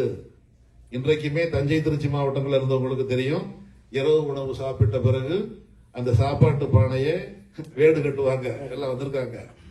அதை வேடு கட்டுவோம். வேடுன்னா மறைக்கிறது. வேடுன்னா ஏதாச்சும் ஒரு துணியை போட்டு மறைப்போம். ஏன்னா அப்பதான் காற்றோட்டமும் இருக்கணும், தூசு விழுந்துடக்கூடாது. வேடுன்னா மறைத்தல். முகத்தை வேடு செய்வது வேடம். இன்னைக்கு அதுக்கு பேர் வேஷம். உடம்பை வேடு செய்வது வேட்டி. நான் ஒரு ஆள் தான் இங்க இருக்கிறேன், யாருமே இல்லைன்னு நினைக்கிறேன். எனக்கு துறையே இல்லை. இந்த வேட்டிக்கு பேர் இப்போ வேஷ்டி. அதுவும் போயிடுச்சு, தோத்தி. தன் உடலை மறைத்துக் கொண்டு அம்புகிறவர் வேடர். அவர் நடத்துவது வேட்டை, வேட்டுவர். நாம் அத்தனை பேரும் வேடர்களா இருந்தவர். இன்னைக்கு மலையாளத்துல ஒரு பாடகன் வேடன்கிற பேர்ல இந்தியாவிலேயே ஒரு பெரிய எழுச்சியை உண்டாக்கிட்டு இருக்கிறார். வேடன். வேடன் என்றால் மறைந்திருந்த அம்பைகின்றவர் என்று பொருள். அப்பொழுது நமக்கு கிடைத்ததுதான் எவையெல்லாம் சாதுவான விலங்குகள், எவையெல்லாம் கொடூரமான விலங்குகள் என்ற பார்வை. சில விலங்கு நம்மை அடிக்கும், சில விலங்கை நாம் அடிக்கலாம். அந்த நாம் அடிக்கக்கூடிய விலங்குகளை மட்டும் நாம் ஓட்டி கொண்டு வந்தால் வேணுங்கிற பொழுது அடிச்சு சாப்பிடலாம். நம்மை அடிக்கிற விலங்கு என்பது அது நம்ம உயிருக்கு ஆபத்து.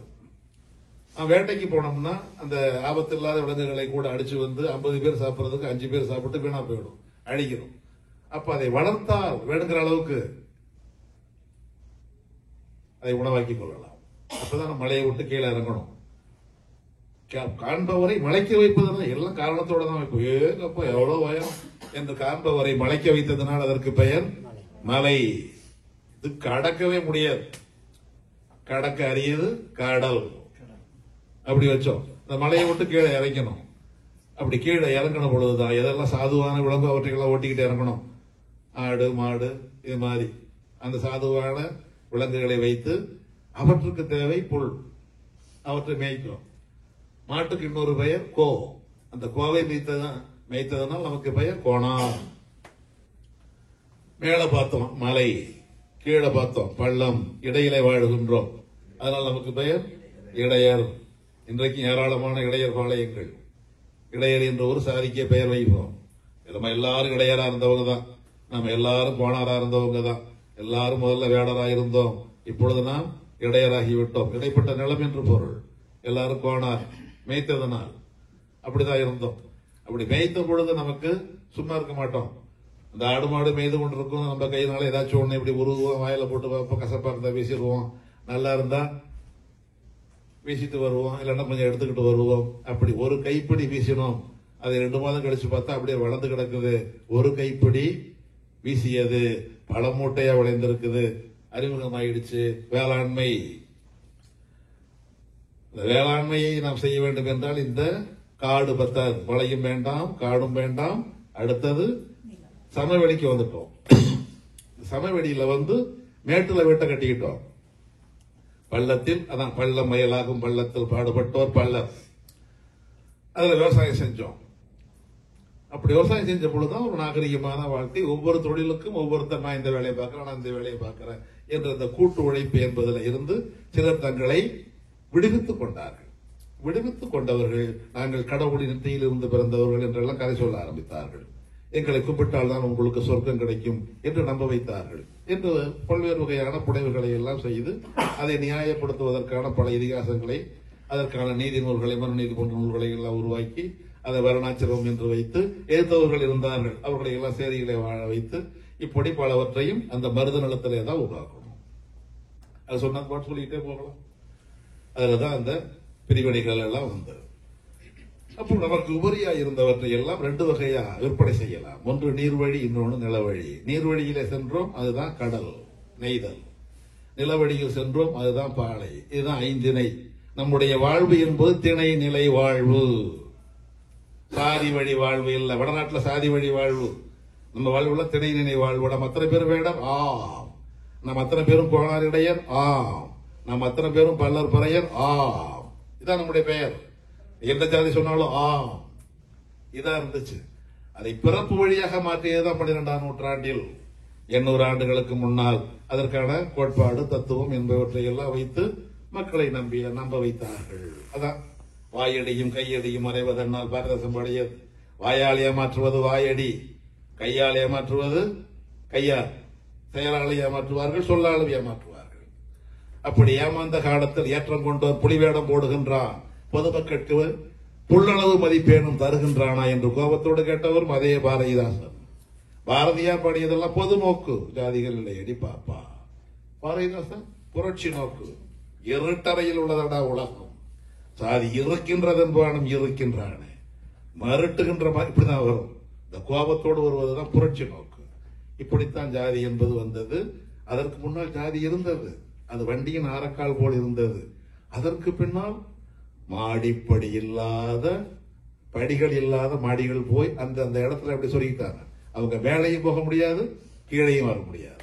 இன்றைக்கு மதம் மாற முடியும், ஜாதி மாற முடியாது. மதத்தை விடக்கூடியது ஜாதி. இது அம்பேத்கர் சொன்னது. ஜாதி அமைப்பு என்பது படிக்கட்டு இல்லாத மாடி. 3வது மாடிக்கு போனது 3வது மாடி தான், 7வது மாடியில் இருந்தவன் 7வது மாடி தான், முதல் மாடிக்கு போனதும் அப்படியே தான். இதை உடைக்க வேண்டும் என்றால் கலப்பு மனம் ஒன்றே நல்வழிக்கு கைகாட்டி. அதனால் ஜாதி ஒழியுமா என்றால் ஒழியாது. ஜாதியின் வீரியம் குறையும், ஜாதி வெறி குறையும். இன்னும் சொல்ல போனால் உடல் நலம் கூடும், மரபு வழி நோய்கள் நீங்கும். இதை பேசவா அவங்களை கூப்பிட்டு வந்தோம். இரண்டாவது கேள்வி, கன்னடம் இந்தியாவில் கிமு 1000 இந்தியா முழுவதும் பேசப்பட்ட மொழி தமிழ் மட்டுமே என்று நாம சொன்னால் பல பேருக்கு இதுதான் தமிழனுக்கு வேலையே இதுதான். உலகத்திலேயே நாங்கள் உலகத்தில் பிறந்த முதல் குரங்கே தமிழ் குரங்கு என்று கிண்டல் பண்ணவங்களாம் உண்டு. முதல் குரங்கு தமிழ் குரங்கு தான் என்று சொன்னவர் ரஷ்ய நாட்டு ஆய்வறிஞர் ரிடில்ஸ் ஆஃப் ஓஷன், மாக்கடல் மர்மங்கள், அவங்க தான் சொன்னாங்க. உலகத்தில் முதல் மனிதன் தோன்றிய இடம், முதல் மொழி தோன்றிய இடம், இதெல்லாம் ஒரு பக்கம். இந்தியாவிலே கிமு 1000க்கு முன்னால் பேசப்பட்ட ஒரே மொழி தமிழ் என்று சொன்னவர் அண்ணல் அம்பேத்கர். ஹூ இஸ் அன்டச்சபிள்ஸ் அந்த நூலில் எழுதுகிறார். அதோட என்ன எழுதுகிறார்? இந்தியாவுக்கு உரிமை கொண்டாடக்கூடிய பூர்வ குடிகள் ஒன்று என்றால் அது தமிழினம் மட்டுமே. சொல்வது யார்? அம்பேத்கர். இந்த மொழியில, இந்த மொழி குடும்பத்தில் 22 மொழிகளை சேர்த்து திராவிட மொழி குடும்பம் என்று அறிமுகப்படுத்தியவர் F.W. எல்லிஸ். அவர்தான் திருக்குறளை நமக்கு முதல் முறையாக அச்சிட்டு வழங்கியவர். என்னுடைய ஆய்வு கருத்துக்களை எல்லாம் நான் 40 வயதுக்கு பிறகு நூலாக்குவேன் சொன்னவர் எல்லிஸ். அவர்தான் திருக்குறளை கல்வெட்டுல எழுதினார். சென்னையில இன்னைக்கு இருக்கு எல்லிசன் போட்டு எழுதினார் திருக்குறள் கல்வெட்டு. நான் இன்று காலையில வந்தவுடனே வியந்து போய்விட்டேன். உங்களுடைய கால்டுவல் வேல் நம்பி வீட்டு இப்படியே கல்வெட்டிலேயே எழுதியிருக்கார் திருக்குறளை. பார்த்து வியந்தேன். தமிழால் வாழுகின்ற தமிழாசிரியரிடத்தில் இல்லாத உணர்வெல்லாம் உங்களிடத்தில் இவ்வளவு அருமையாயிருக்கிறது என்று. அப்படி 7 கிணறு என்ற பகுதியிலே 7 கல்வெட்டு, திருக்குறள் கல்வெட்டு எழுதியவர் எல்லிஸ். திருவள்ளுவருக்கு நாணயம், தங்க நாணயம், 2 வராகம், இன்றைய மதிப்புல 7 ரூபாய் இந்திய மதிப்புல. அதுல வள்ளுவருடைய உருவத்தை போட்டவர் எல்லிஸ்.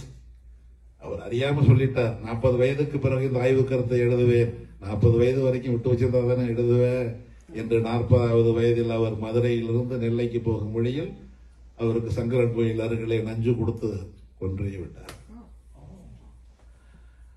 அந்த எல்லிஸுடைய ஆய்வு கருத்துக்கள் எல்லாம் நமக்கு கிடைக்காமல் போய்விட்டது என்று ஏங்கினோம். ஆனால் இங்கிலாந்திலே இருக்கிற தாமஸ் டவுட்மன் என்பவர் நல்ல வேளையாக அந்த அவருடைய குடும்பத்தில் அதெல்லாம் கிடைச்சிருக்கு, பாதுகாத்து வச்சிருந்திருக்காங்க. அவற்றை எல்லாம் திரட்டி இப்பொழுது டிராவிடியன் ப்ரூஃப் ஆங்கிலத்தில் புத்தகம் போட்டாங்க, மொழிபெயர்த்து வந்துருச்சு, திராவிட சான்று. எல்லீஸ் நீ வாழ்வாய், எங்களோடு வாழ்வாய், எங்களுக்கு எங்கள் கண்ணை திறந்தவன் நீதான் என்று நாம் பாராட்டணும்.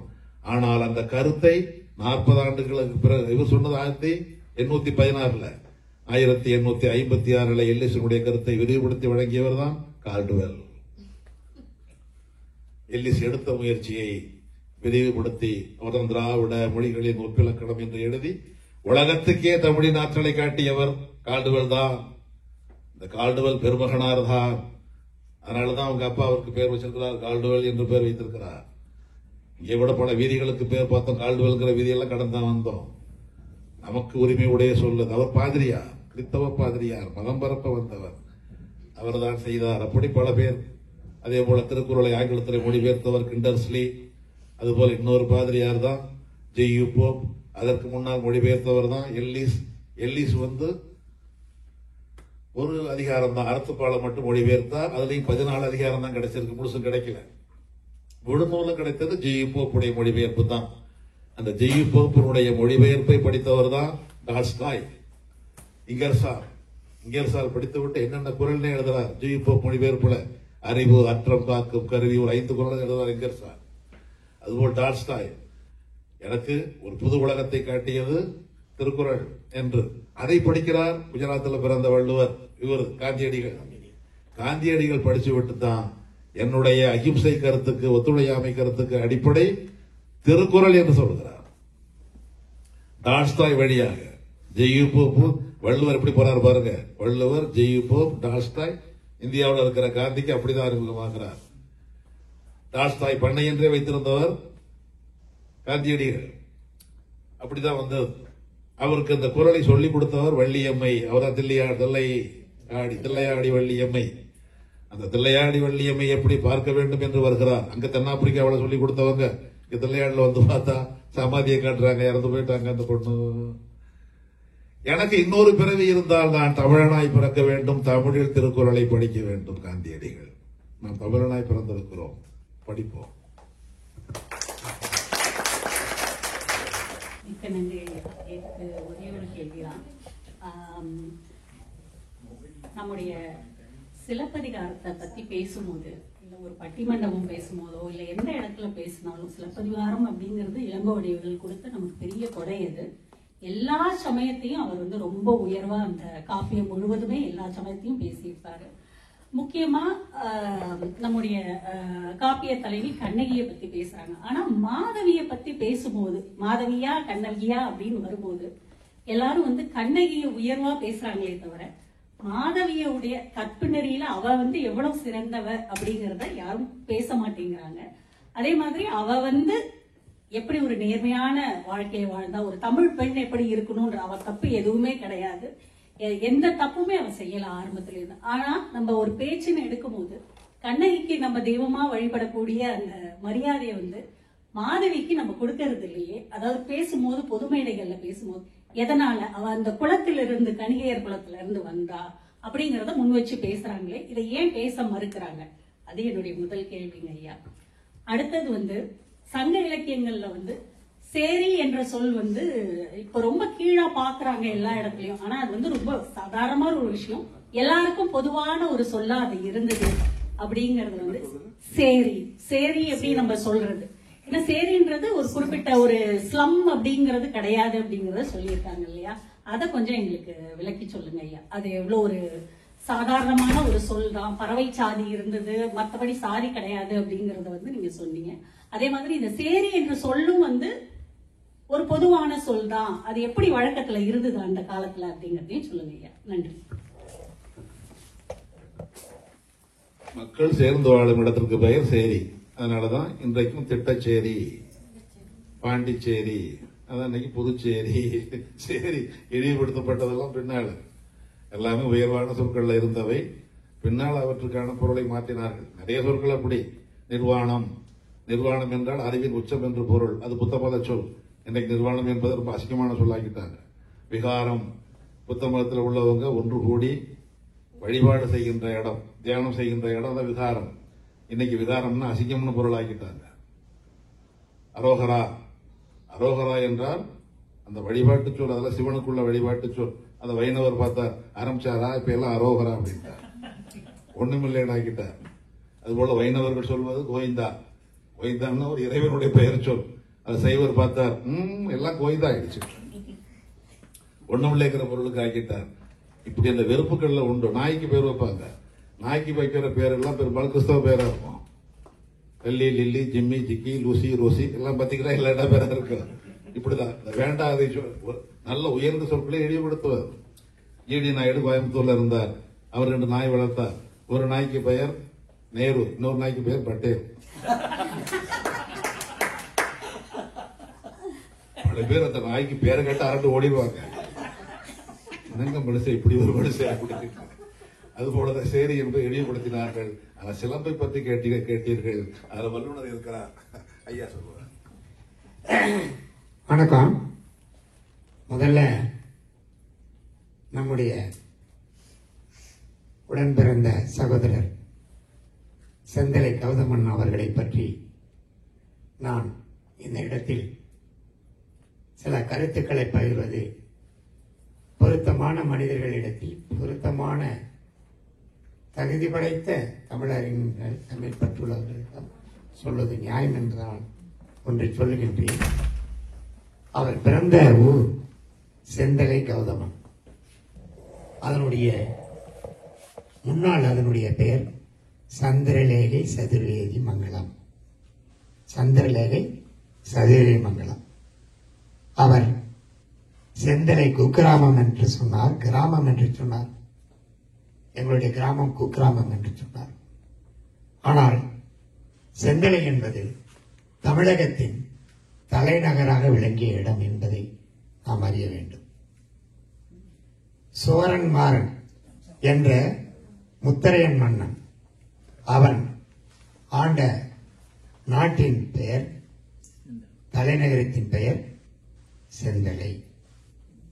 தஞ்சை என்ற சொல்லை உருவாக்கியது செந்தலை கல்வெட்டு.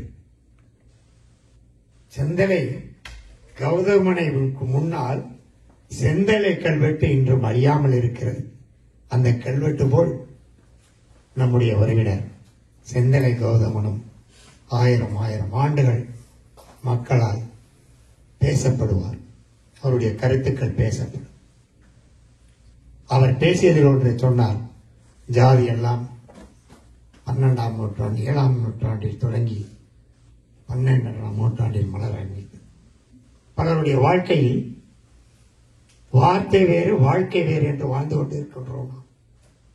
வாழ்க்கையும் வார்த்தையும் நேர்கோட்டில் இல்லாத நேர்மையற்ற ஒரு சமுதாயத்தை நாம் பார்த்துக் கொண்டிருக்கின்றோம். ஆனால் வார்த்தையும் வாழ்க்கையும் ஒன்றாகி இருக்கிறவர் நம்முடைய உறவினர் செந்தலை கௌதமன். அதற்கு ஒரு சான்று இவருடைய மகள். நான் ஜாதி பேருன்னு சொன்னாங்க, ஜாதி பேர் அல்ல அது நம்ம ரத்தத்தில் ஊர்னது. ஒரு ஜாதிக்குள் திருமணம் செய்வதுதான் இழிவு என்று சொன்னார். ஆனால் அந்த இழிவில்லாத திருமண வாழ்க்கையை தொடங்கி வைத்தவர் செந்தலை கௌதமன். அவருடைய பெண்ணை என்னுடைய நண்பர், இவருக்கு முன்னால் புலவர் குரலன்பன் என்ற ஒருத்தர் இருந்தார். அவர் பேர் குரலன்பன், வெண்பாவூர் கரணம், அரும்பாவூர் குரலன்பன் என்றோம். அவரை நினைத்தால் என்னுடைய மனைவிக்கு நினைக்கும், சில நேரங்களில் அழுகே வந்துவிடும். ஒரு நேர்மையாளரை பார்க்கவே முடியாது. இப்ப இவருடைய உலகம் பூரா சுற்றுவதனால் சில சமரசம் செய்து கொள்ள வேண்டிய நிலைக்கு வாழ்ந்து கொண்டிருக்கிறார்.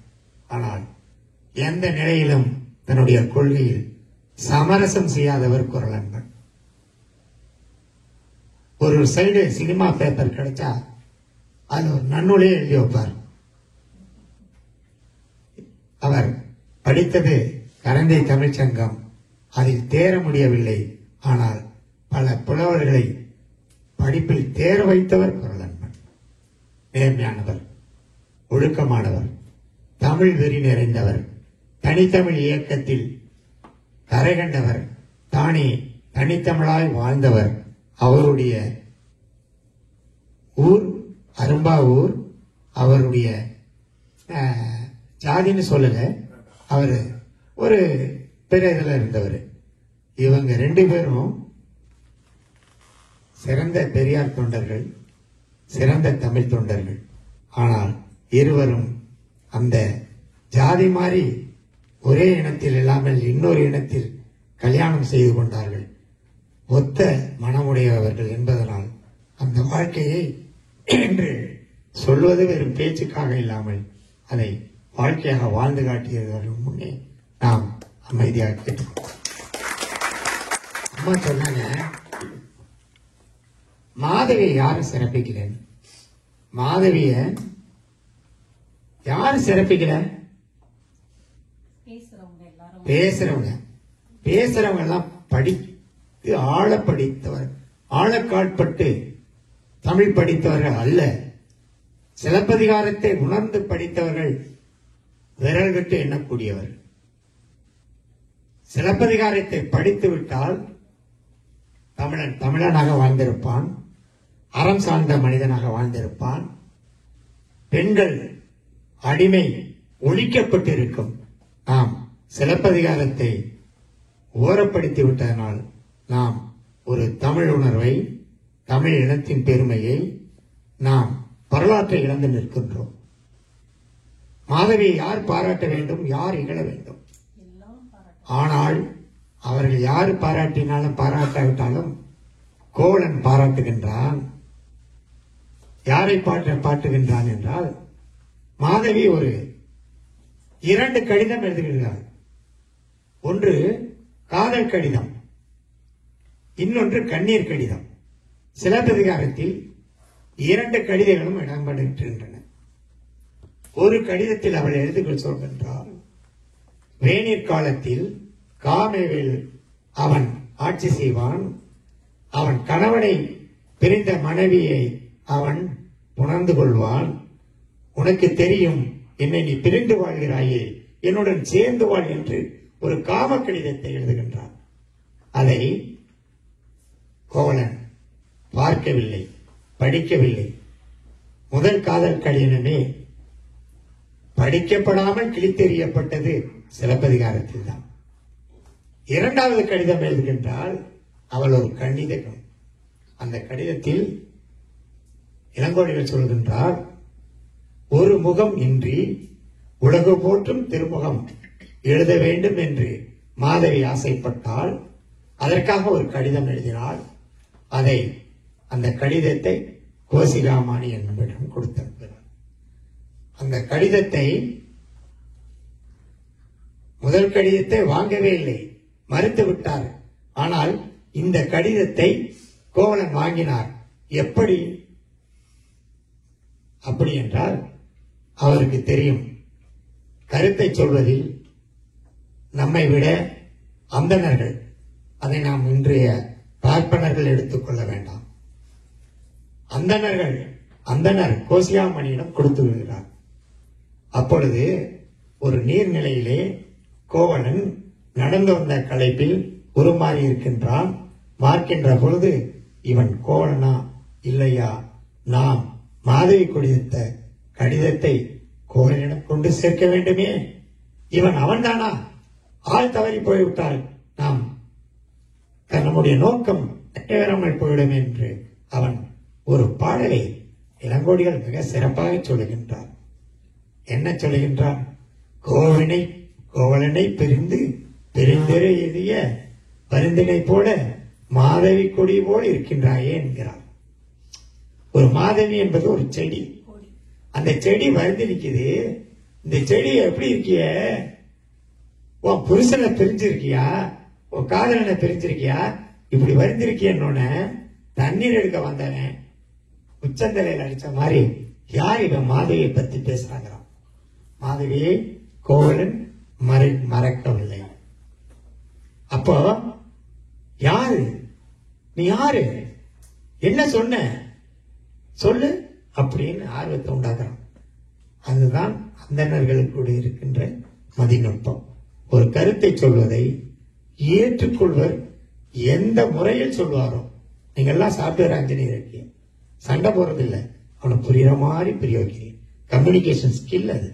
அந்த கம்யூனிகேஷன் ஸ்கில்ல இளங்கோவடிகள் அந்த கோசிகமானி மூலமாக உருவாக்கி இருப்பார். அப்ப எடுத்தவனைய மாதவி உன்னோட்டு பிரிச்சிருக்கிறா, வருத்தப்படுறா, அழுகிறா, ஒரு கடிதம் கொடுத்திருக்கா. நான் அதை கொண்டு வந்தேன்னு சொல்லியிருந்தா மாதவன் தூக்கி எறிஞ்சிருப்பான். என்ன சொன்னா அவனுக்கு பிடிக்குங்கிறது அவனுக்கு தெரியுது. என்ன சொன்னா பிடிக்கும்? ஐயோ, இந்த கோவலன் நீ பிரிஞ்சதுனால மாணிக்கத்தை இழந்த நாகம் போல் அந்த பூம்புகார் நகரமே துடிக்கிறது. ஐயோ, எங்க ஊர் ஜனங்கள்லாம் துடிக்கிறாங்களா? நகர மக்கள் எல்லாம் வருந்துறாங்க. இவன் மாதவியை முற்படுத்தல. அவன் சொல்ல போறது பிரைமரி மோட்டிவ் மாதவிய கொண்ட கடிதத்தை சேர்க்கணுங்கிறது. அதை சொல்லாம அது சுத்தி வளைச்சு சொன்னோன்னு அப்படியா அப்படின்னு இதான் மாதவி கொடுத்த கடிதம். இந்த கடிதம் தான் இவர்கிட்ட ஒரு ரெஃபரன்ஸ் வாங்கினேன். காதல் கடிதங்கள் உலகத்துல எத்தனை பேர் எழுதியிருக்கிறா? அந்த கடிதங்கள் எல்லாம் சிறந்தது எந்த கடிதம் அப்படின்னு என்னுடைய ஆய்வுல நூலை சொல்லியிருக்கேன். அதுல கடிதத்துல மிக சிறந்த கடிதம் என்பதற்கு இதை நிலைப்படுத்துவதற்கு பல காதல் கடிதங்கள் எல்லாம் நான் சொல்லியிருக்கேன். ஒரே ஒரு காதல் கடிதத்தை சொல்றேன், இது சம்பந்தம் இல்லதான். அத பெருங்கதை என்று கொங்குவேலியில் எழுதிய கதை. அதுல இந்த கிரேக்க நாடு இருக்குல்ல, இன்னைக்கு பழம்பெரும் தொன்மை வாய்ந்த நாடு. அந்த நாட்டு பெண்கள்லாம் எங்க தெரியுமா இருந்திருக்காங்க?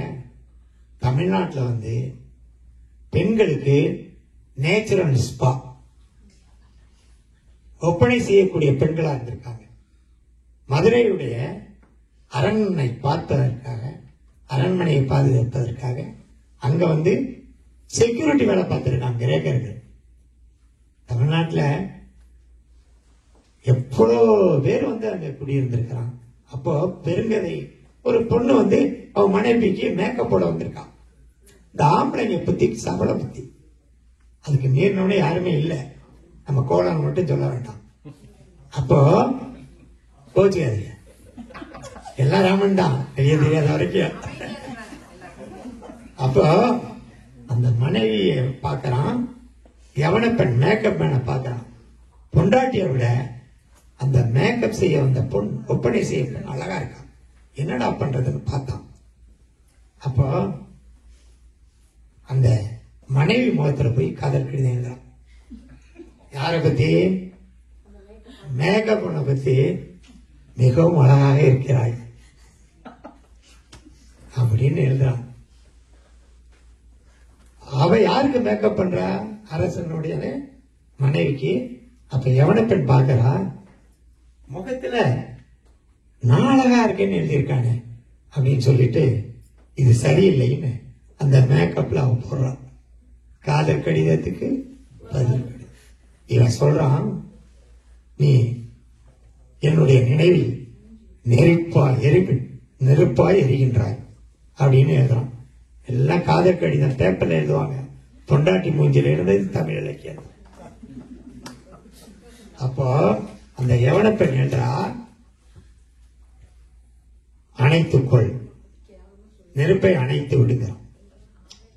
இது ஒரு கடிதம்.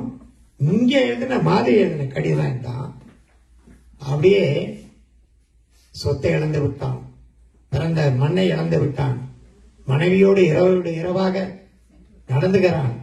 அவனுடைய துன்பமெல்லாம் அந்த கடிதத்தில் மறைஞ்சு போகுது. அதில் எழுதுறான், அடிகள் முன்னால் யான் அடி விழுந்தேன், கோவலனே உன் பாதம் படிந்தேன். அடிகள் முன்னால் யான் அடி விழுந்தேன், வடியா கிளவி மனக்குழல் வேண்டும். வடியா கிளவி இந்த சொல்லலாம் ஷேக்ஸ்பியர் தான் ஆங்கிலத்துக்கு 40,000 சொற்களை உருவாக்கினவர். அதிக சொற்களை ஆங்கிலத்துக்கு கொடையா உருவாக்கியவர் ஷேக்ஸ்பியர். அதனால்தான் வின்ஸ்டன் சர்ச்சில் சொன்னான், I am ready to sacrifice my empire, but I am not ready to sacrifice my ஷேக்ஸ்பியர்னு சொன்னான். ஒரு புலவனுக்காக நாட்டை விட விடுவேன்னு சொன்னான். தமிழ்நாட்டில் விடுவாங்க ஒருத்தான், இவர் ஒருத்தரை விட்டு வச்சிருக்கான். அப்போ அதை விட அவர் சொல்றான், வடியா கிளவி. இந்த வார்த்தை பாருங்க, நான் அது ஒரு முக்கிய வார்த்தை இல்லை, ஒரு பழுத்த வார்த்தை இல்லை. வடியா கிளவி மனுஷன், நான் தெரியாம செஞ்சிட்டேன், மன்னிச்சிரு.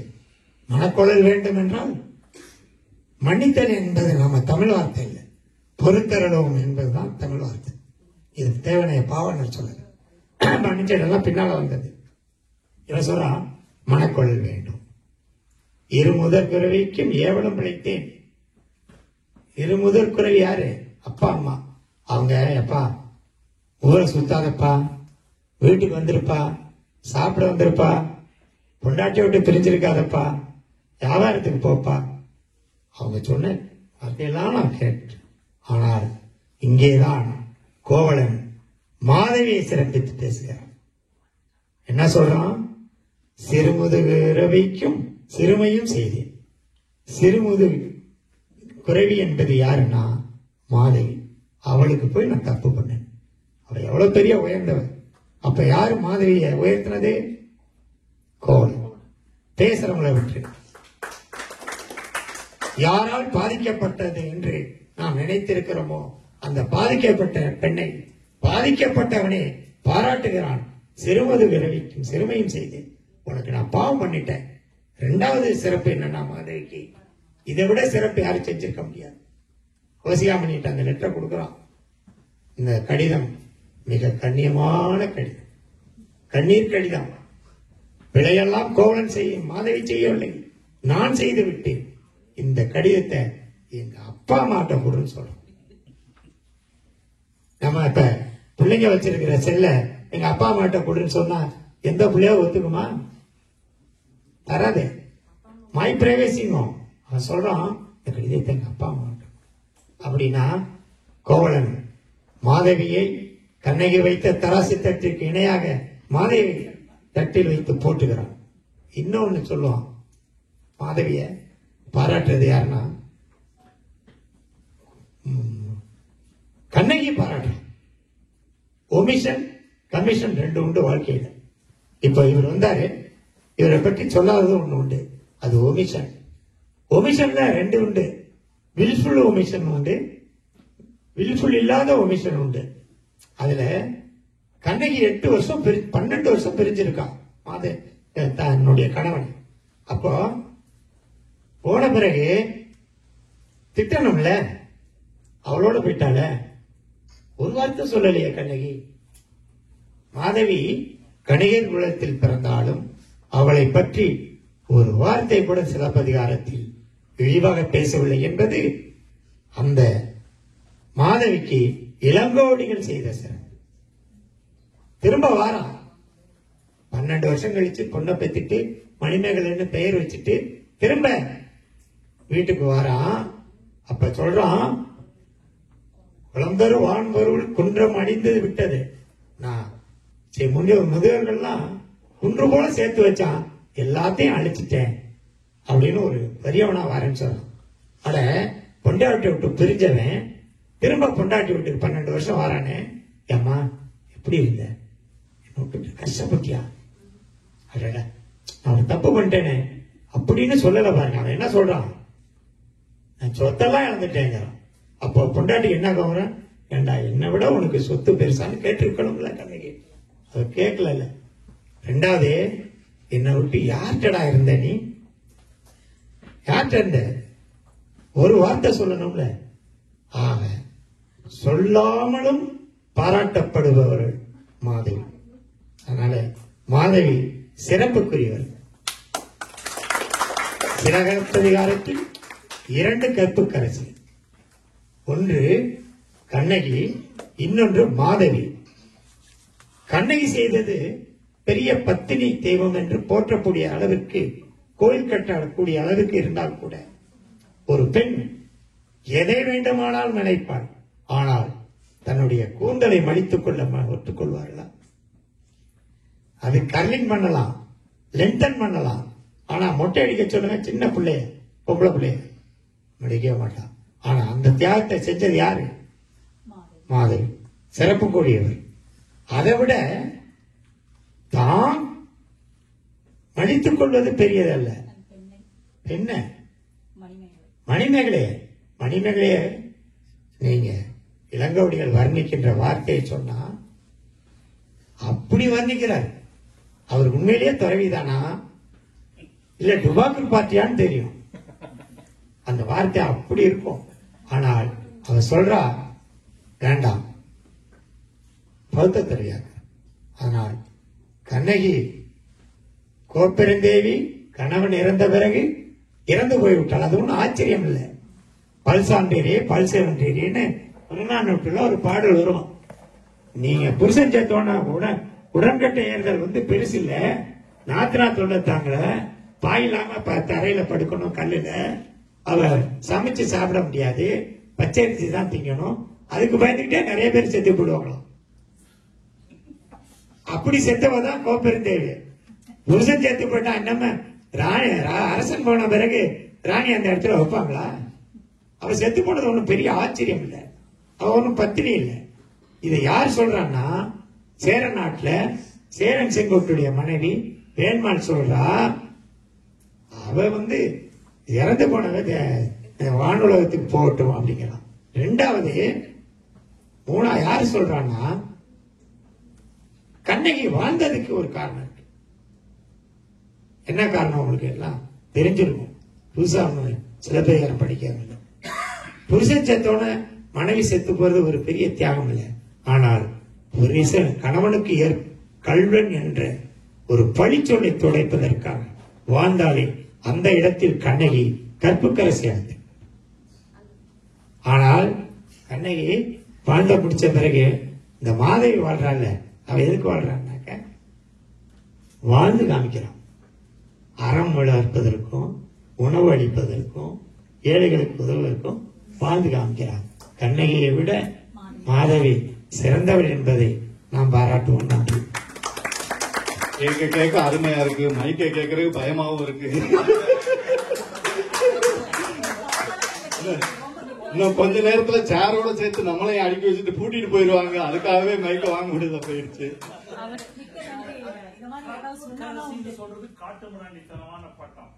பெண்களை பார்த்து கற்புக்கரசி அப்படின்னு சொல்றது இந்த மாடர்ன் டைஸ்ல காட்டு மிராண்டித்தனமான. முதல்ல உமாவை தூக்கி உள்ள போடணும். மாதவிக்கு கெட்ட பேர் இருந்தா யாராவது மாதவின்னு பேர் வைப்பாங்களா? எத்தனை பேர் வச்சிருக்காங்க?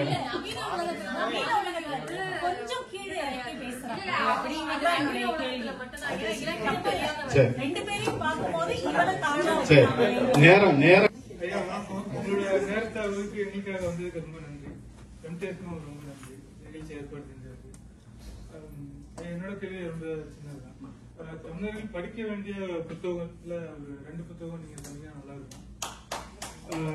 அது அரசியல் இல்ல மொழி இல்ல இலக்கியம் பரவாயில்ல.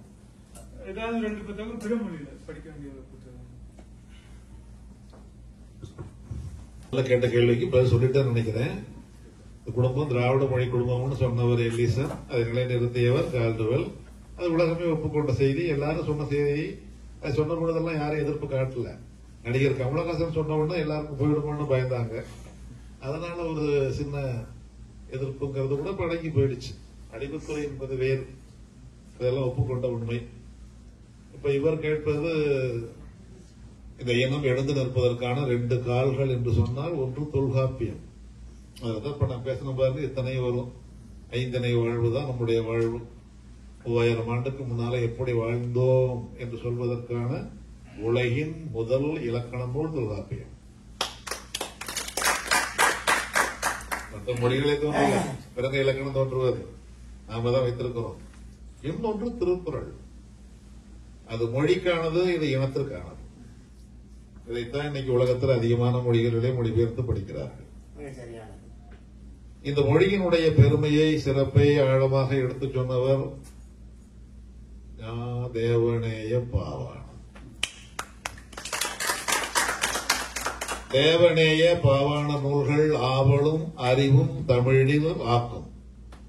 மொழியின் மேல் ஆவல் வர வேண்டும் என்றாலும், ஆற்றல் வர வேண்டும் என்றாலும் பாவாண நூல்களை தேடி தேடி படியுங்கள். நல்ல பாவலர் என்று சொன்னால் இன்றைய காலத்தில் பாரதியார் ஏற்கத்தக்கவர், பாரதிதாசன் பரப்பத்தக்கவர். வீடுதோறும் பாரதிதாசனுடைய நூல்கள்ல 1-2வது வைங்க. ஒரு குடும்பம் எப்படி இருக்க வேண்டும், குடும்ப விளக்கு. ஒரு குடும்பம் எப்படி இருக்கக்கூடாது, இருண்ட வீடு. குழந்தைகளுக்கு ஏற்றவை எவை, இளைஞர் இலக்கியம், இசையமுது 2 தொகுதி, ஒரு தாயின் உள்ளம் மகிழ்கிறது. இந்த 4 நூல்களும் குழந்தைகள் படிக்கணும். அதில் உள்ள பாட்டெல்லாம் சொன்னோம்னா அப்படிதான். சின்ன சின்ன சின்ன கோரட்பா, அது பண்ண பண்ண பண்ண இனிப்பதப்பா, நூலைப்படி தங்கத்தமிழ் நூலைப்படி. ஒவ்வொரு பாட்டும் ஒவ்வொரு வகையான இதுல மக்களோடு மக்களாய் எழுதுவதற்கு அவருக்கு வழிகாட்டியவர் பாரதியார். நான் கடுமையா எழுதிக்கிட்டு இருந்தேன்.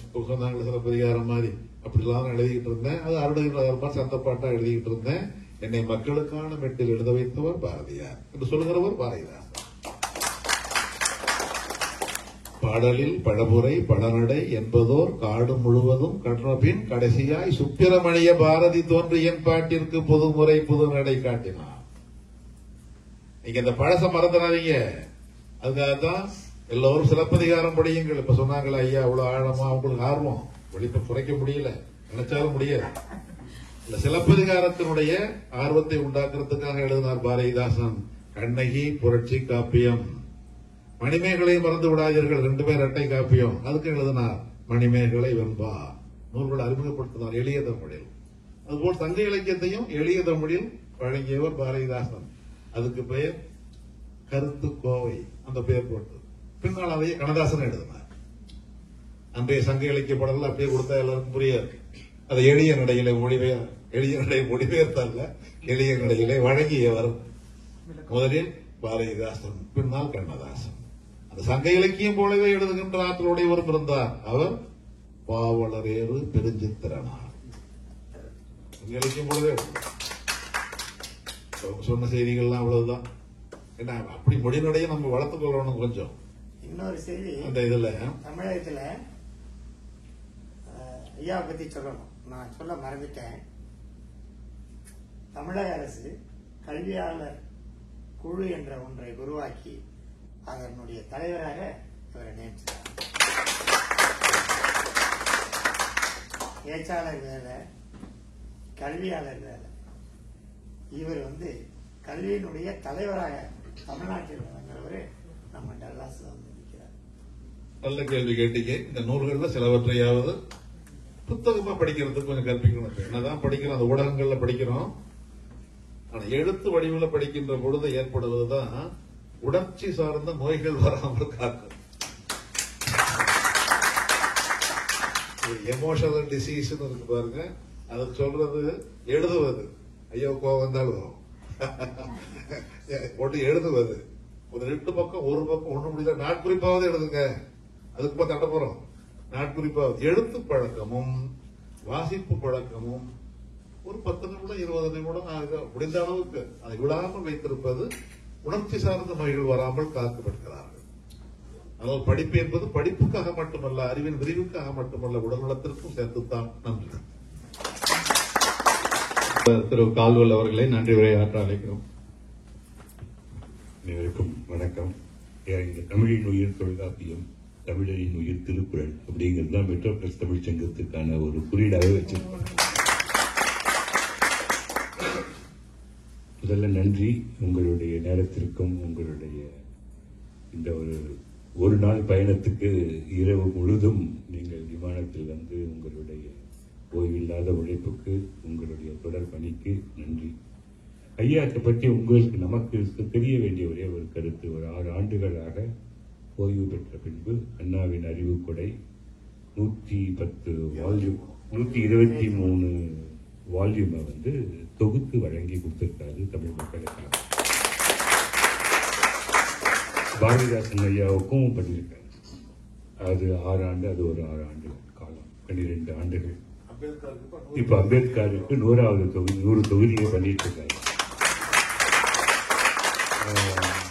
அது மட்டும் இல்லாம இன்னைக்கு திராவிட மாடல் அப்படின்னு சொல்லிட்டு நம்ம எடுத்து வச்சாலும் சரி, அல்லது ஒரு முழுமையான ஒரு வாழ்வு அப்படிங்கிறது சொல்லும் சிந்தனையும் செயலும் ஒரு சீராக வாழும் வாழ்வு அந்த புலவர் செந்தலை கௌதமன் ஐயாவுடைய வாழ்வு வந்து அருகில் இருந்து பார்த்த ஒவ்வொருவருக்கும் நேர் நடையுடன் குரல்நெறி வாழ்வை முழுமையாக வாழ்ந்து கொண்டிருக்கும் கௌதமன் ஐயா அவர்கள். அவர் வந்து அவர் வாழ்கிற காலத்துல நம்மளும் வாழ்ந்து கொண்டிருப்பது நமக்கு ஒரு பேரு அப்படிங்கிறதுதான். நீங்கள் எல்லாரும் அதை உணர வேண்டும் என்பது என்னுடைய அன்பு வேண்டுகோள். மெட்ரோபிளஸ் இருக்கிற ஒருத்தருக்கும் இன்னைக்கு ஆர்டிபிஷியல் இன்டெலிஜென்ஸ் ஜென்ஏ இருக்கு, போய் தட்டி கேட்கலாம். அந்த என்ன கேள்வி கேட்கணுங்கிறது தெரியாம இருக்கும். இப்போ உங்களுக்கு ஒரு தொலைபேசியை அடித்து உங்களுக்கு ஒரு கேள்வியை கேட்பீர்கள் என்றால் அதன் கேள்விக்கு முழுமையான விளக்கம், நேர்மையான விளக்கம், உண்மையான விளக்கம், பொய்யிலே 3/4 படி புரட்டிலே 1/4 படி வையகமே மறுபடி வைத்துள்ள நூல்களை ஒப்புவது எப்படி என்ற பாரதிதாசனுடைய சீரை தெளிவாக படித்து இன்று சொல்லுவதில் ஐயாவும் சிவவீரபாண்டியனும் இன்று இருக்கிறார்கள். அதை பயன்படுத்திக் கொள்ள வேண்டியது நம் கடமை. அது பார்த்துக்கொள்ள இது அவருக்கு நன்றி சொல்றது அப்படின்னா, அந்த புத்தகத்தை தன்னுடைய சொத்தை விற்று, வீட்டை விற்று, தன்னுடைய வாழ்க்கையில் உள்ள நிகழ்விடங்களை விற்று, ஒரத்த நாடில் இருக்க நிலத்தை விற்று, முழுக்க தன்னுடைய சொத்தை எல்லாமே வந்து சென்னையில் நடந்த நிலப்பரப்புல இந்த நீர் பிரச்சனையில எல்லாமே தன்னுடைய வீட்டில் இருக்க சொத்தை எல்லாம் இழந்த இளவழகன் ஐயா அந்த பொறுப்பு அவருக்கு கிட்ட கொடுத்து, அதற்கு வந்து இங்கிருந்து பால்பாண்டியன் ஐயாவும் நான் எல்லாம் கூட ஒரு பெரும் கொடையை கூட கொடுத்து அன்னைக்கு அந்த ஒரு சூழலை மீட்டு கொடுத்தோம். அதுக்கப்புறமேட்டு அந்த அறிவுக்கு எப்பவுமே வந்து பொற்கொடிக்கு ஒரு புத்தகத்துக்காக அந்த முதல்வர் வாயில வந்து அந்த புத்தகம் முதல் பகுதி வெளியிடுவதற்கும் நேர்லேயே போய் சென்று அவருக்கு ஒரு அடையாளப்படுத்தி அந்த இடத்துல கௌரவ வாய்ப்பு கிடைச்சது. அந்த மாதிரி அந்த இடத்துல அவருக்கு 6 ஆண்டுகள் உழைப்புல குறைந்தபட்சம் எடுத்து பார்த்தீங்கன்னா ஒரு 5,000 ரூபாய் 10,000 ரூபாய் கூட ஒரு பாக்கெட்டுக்கு வந்து சேர்ந்திருக்காரு. அது முழுக்க முழுக்க உரத்த நாடு, அவர் இளவழகன் ஐயாவினுடைய வாழ்வியல், அண்ணாவின் மேல வைத்திருக்கக்கூடிய நட்பு, பெரியாரினுடைய பணி, இது தமிழ் மக்களுக்கு எடுக்க வேண்டிய கடமை அப்படின்னு சொல்லிட்டு ஒரு முழு நெறி வாழ்க்கையை நிறைவாக வாழ்ந்து கொண்டிருக்கும் மனிதர். அதனால நீங்க எல்லாரும் ஒவ்வொருவரும் ஒரு தூணாக இருந்து உங்க ஊர்ல இருக்கிறவங்களுக்கு, ஒரு குடும்பத்துக்கு ஒரு கொடைக்கு கொடுக்கறதா இருந்தா, யாராவது ஒருத்தருக்கு உங்களுக்கு தெரிஞ்ச ஒரு 5 குடும்பத்துக்கு நீங்க அந்த புத்தகங்களை வாங்கி பரிசளித்தீர்கள் என்றாலே அந்த புத்தகத்திற்கு ஒரு நல்ல ஒரு வழி செய்ய முடியும். அதை நீங்கள் செய்வதுதான் இந்த விழாவிற்கு நன்றியாக இருக்கும் என்று உள்ளூர் அனைவரின் ஒருமித்த கருத்தாக அந்த நன்றியை நாங்கள் செய்வோம் என்று உறுதியை வைத்து நன்றி கூறுகிறோம். அனைவருக்கும் நன்றி, வணக்கம்.